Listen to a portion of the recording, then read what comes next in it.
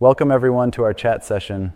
Today we're diving into the whole concept of daily routines, like morning, afternoon, night, and even the weekend, as explained by that English conversation video. I'm excited. Yeah, it's such an interesting take on how structured daily routines can help with learning new phrases and expressions, right? Absolutely. It's like they use the schedule of everyday life to, teach phrases naturally. Starting with the morning routine, where you hit the snooze button and grab a quick bite. Right, and that's a great example of weaving real-life tasks into learning. I mean, who hasn't been tempted to, hit snooze on a tough morning? Exactly, it's so relatable. I mean, the idea is to make the lessons feel natural, like you're going through your own day. And that's super useful for ESL learners. And what about the afternoon routine? They talk about carrying on with chores, sometimes even taking a power nap. It's interesting how a power nap becomes a learning moment too. Absolutely, it's like it's combining relaxation and learning. I mean, who wouldn't want to learn phrases like take a power nap while just living your day? It's a clever dual purpose. True, it makes the whole lesson feel more practical. And then, when the night rolls in, they introduce phrases like binge watch or even do chores in a new light. Yes, it's actually quite fascinating how different activities at night, like winding down and maybe binge watching a show, can become a part of the conversation for learning English. Yeah. That connection is really innovative. Now here's something I'm curious about. Do you think that framing daily routines in this way actually helps beginners pick up vocabulary faster? Well, it's definitely one way to embed the language in everyday context. I mean, when learners see these routines in action, it's like they're experiencing the language in a natural setting rather than just memorizing lists. But is it the best way? Right. That's exactly what I'm wondering. It makes sense for practical usage. But could there be a downside if learners don't have a routine exactly like that? That's a fair point. The method may assume a certain level of relatability. Maybe not everyone starts their day with a fast-paced routine. Yet, it's designed to help variance in daily conversations. I see the idea behind it, though. Yep, it's all about creating a framework. And the video even goes step by step. First the morning, then the afternoon, and so on, ending with the weekend, which is kind of a bonus session. True, the weekend section really adds that extra layer of realism. It shows that even when you're off the clock, there are common phrases you might use, like chill out or catch up on sleep. Yeah. It nets in vocabulary from all parts of the day. And then there's Lily, who steps in to clarify these phrases. It's interesting to see a tutor break down what grab a quick bite or do chores really means in these contexts. Right, Lily. Her role is pretty crucial. I mean, it's like having real-life translations right there in the conversation, explaining idioms and key phrases to make them stick, and it helps learners use them correctly. I appreciate that approach. It's not just the routine, but the cultural nuances too. Like, understanding why you might hit the snooze button as a habitual escape from the morning rush. For sure, the video demonstrates that daily habits can embody cultural habits as well. It's enlightening to see language, learning, and lifestyle intermingled this way. It's very insightful. But I do wonder, couldn't this method risk oversimplifying the language by focusing only on everyday routines? What if learners need more in-depth grammatical exposure?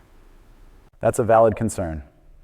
While it is super practical, it might not cover all grammatical intricacies. Yeah. However, as a starting point, it anchors vocabulary in real life, which can then be expanded upon. True. It sets a solid foundation.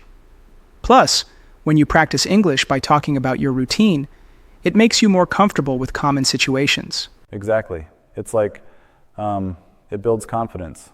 I think one of the key takeaways here is that language learning doesn't have to be abstract. It can be, a part of your very day-to-day life. Right. And that realism is key to retention. And it's interesting how they integrate audio and visuals in the video.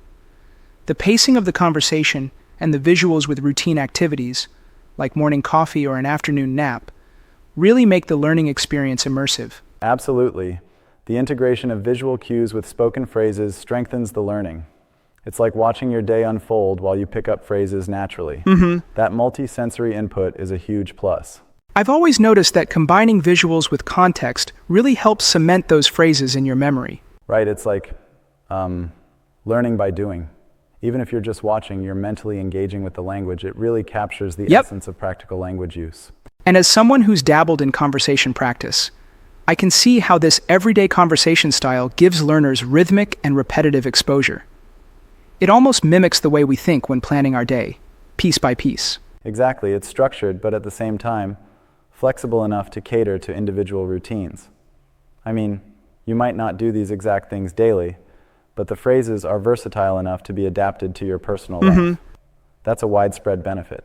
Speaking of adaptability, do you think there's room for incorporating other daily events into such lessons, like spontaneous social interactions? Definitely. I mean, language is fluid, right? It isn't just what you do at fixed intervals. Maybe future lessons could include unexpected events, like meeting a friend for coffee or running into someone in the park, to show conversational spontaneity. Yeah, that's an It would interesting add angle. depth. I appreciate that idea, but don't you think emphasizing routines might limit the learner's exposure to a more diverse language context? Well, it's a double-edged sword. On one hand, routines provide a reliable framework, but on the other, they can feel a bit prescribed. The balance is in knowing when to stick to the basics and when to venture out into more unpredictable language territory. Right? And that's where mixing in additional scenarios might really elevate the learning experience. Exactly. It's like layering training. Start with a solid base, your routines, and then add more spicy, unexpected interactions as you progress. Layered learning, you could say. I'm loving this perspective. It shows how instructional design in language education can be both enjoyable and effective when it's tied to everyday life. Absolutely. It's all about making English relatable. It turns mundane tasks into memorable learning moments. Right. And that's especially helpful for beginners stepping into a new language. So, to wrap it up, this video on daily routines really does a neat job of linking everyday activities with essential English phrases, don't you think? Yes, indeed. It's like creating a bridge between your regular day and language learning. It shows that every moment has potential value for practice, and that can truly build confidence. And as always, there's room for improvement, but it's a solid starting point. Thanks for the insightful chat on how daily routines can, help transform language learning into a natural part of life. Thank you as well. It was a great conversation, full of engaging points and thoughtful critique. Until next time, keep turning daily moments into language gold.